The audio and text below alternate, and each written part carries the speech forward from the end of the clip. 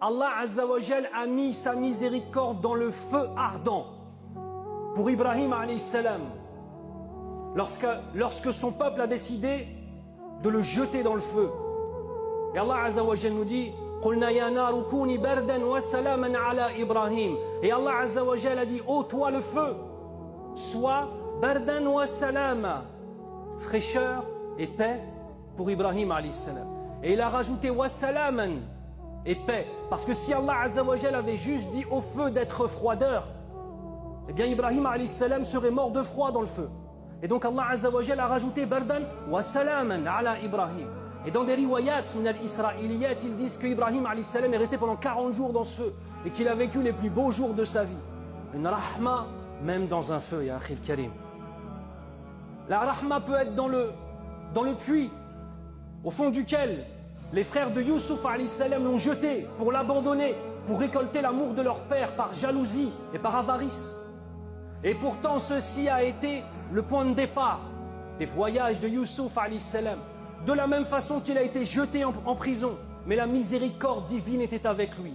Et même en prison, il savait être une lumière pour les gens autour de lui. Et la prison et ce puits et l'abandon a été tout un système éducationnel pour lui, afin qu'il arrive au statut qu'il a. Youssouf alayhi salam, al-Mukhlas, celui qui fait partie de ceux à qui Allah Azza wa Jal a donné la sincérité.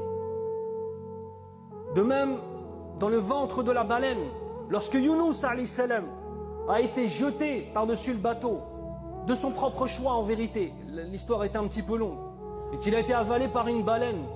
Hey, Khwan, imaginez-vous la chose, quel type de hymen il faut avoir pour être dans la bouche d'un animal si grand, être sous l'eau, dans un animal comme cela, et dire La ilaha illa ant, subhanak, inni kuntu min al-zalimin. La seule chose que Younous alayhi salam disait, c'était La ilaha illa ant. Aqida, il n'y a d'autres divinités dignes d'adoration en toi, ya Allah. Subhanak, la perfection t'appartient. Inni kuntu min al-zalimin, j'ai été parmi les injustes.